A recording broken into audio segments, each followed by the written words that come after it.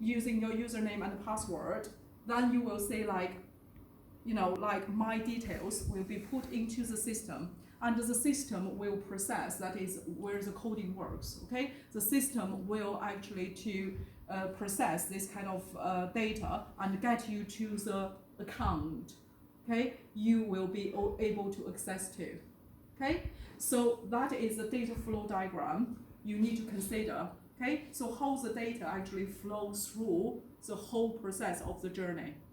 That is the second point, okay?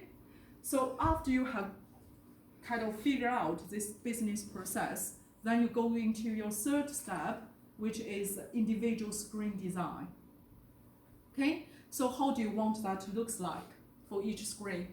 If you go in, I believe everybody actually you go to the different kind of apps on your mobile phone, okay? Yeah. And you will see like a different kind of interface. The interface. Of the app are different, Yeah. okay? So when you think about the interface design, that is going to another field called the UI, okay? So user interface design. So when you design a user interface, you need to consider any color scheme, okay?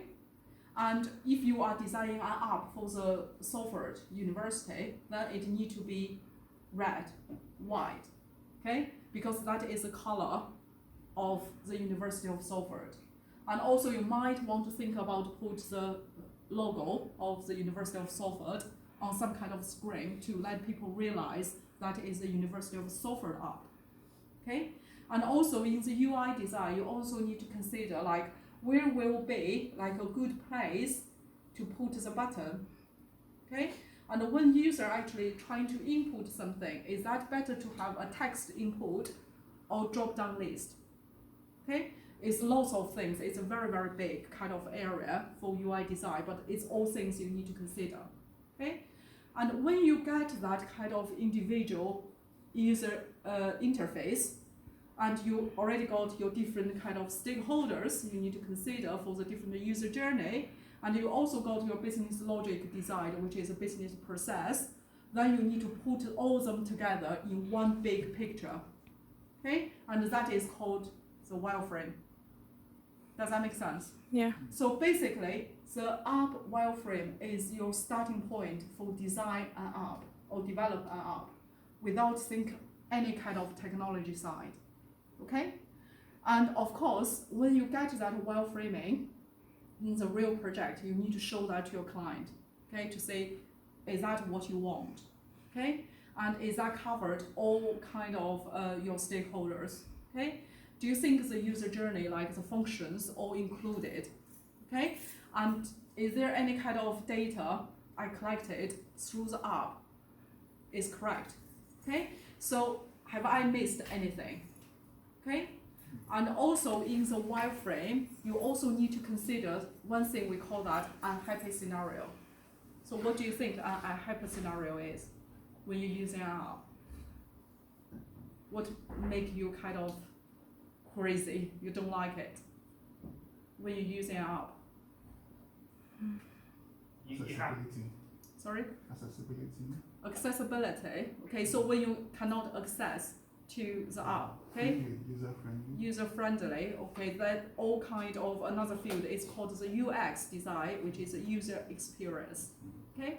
And the unhappy scenarios sometimes might be made by person, okay? Because we are human, we cannot make sure every time we are correct. Even I log on my Blackboard side, I might type the wrong password, okay? Then the system, if I input the wrong password, the system will give me a warning message to say like your password is wrong, okay? So that is from the user side. It gave me a very good user experience because I know like the reason why I cannot get in is because my password is wrong. But as a designer, you need to consider that kind of situation as well, okay? So you cannot expecting the users actually just input the right username and password all the time, okay? So what will happen if the user puts the wrong username and password? So in your design, you need to consider this kind of unhappy scenario, okay? So you will say like if the user actually puts the wrong password, it will get to another screen, okay, which is different from the successful login, and gives a warning message to say your password is wrong. Does that make sense? Yeah. Okay, so the basic things I want you to, like, that's very quick. I know it's a lot of things actually to take on, but the first lesson I want you to know for the app development is to start with the wireframe and the user journey. Okay, and in the wireframe and the user journey, you need to consider three things, which are the stakeholders. Okay, how many user groups you need to consider in your design. The data flow diagrams, okay, how the kind of business works actually through, like how the user actually goes through the whole app, and what will be the data flow of that, okay?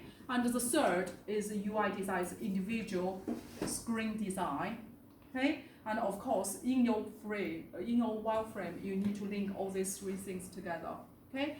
And in your user interface design, you can actually Google. They got lots of things. If you put the mobile app UI, okay, they will tell you like to think about like how easy it is. It can be used. What is a color scheme? Whether you think about the brand of the company, okay, for your app design, and how you make like the user input easy, and how to make that like the output more obviously to the user. Okay, so it's a lot of things is even actually linked to the human cognitive theories. Okay, so when you think about like how to kind of, you can reduce the memory load for the people to use. So sometimes we actually use a drop-down list instead of like people to input the whole text. Okay, it's all actually coming from some kind of theory. Okay, so that is the three things you need to consider from your wireframe. Okay. And also, even better, I think that is a basic kind of line, so you need to put into your wireframe, but even better if you can consider about the unhappy scenarios. Okay, so what happened if people make the mistake by using the app? How you can make your app more robust and give people the kind of hint and message to let them know you actually are on the wrong track. Okay, you need to come back. Does that make sense? Yeah. Okay, so what I'm going to do now is to show you some work our students did actually for an app called the, have you heard about the Skills for Learning of the University of Software Library? Yeah, I think so. Skills for Learning. Skills for Learning, okay? So it's a good one, by the way. I'm doing some promotions here, but the Skills for Learning, if you go on that website, they got a lot of online trainings, and even for the Microsoft Office, they provide the qualification as well. So if you go through all the online materials, and then you take the examinations online, you can go to the proper professional qualifications of all kind of Microsoft software, okay, like Excel, Word, PPT, etc. Access for the database. So it's a very, very good resources to look at, okay, and normally they charge actually for that, but as a University of Students, software students, you can get that for free. So just to make use of that, okay? So some background of this app, it's actually being used for our digital business students to produce an app for the library, okay? So of course they use a whole term actually to do that. They start from the app project plan to the wireframe, to the user journeys, and did some kind of prototyping of that, which I will introduce you the tool as well if you are really into the prototype development, okay? So that is a background. Now I just go to access to my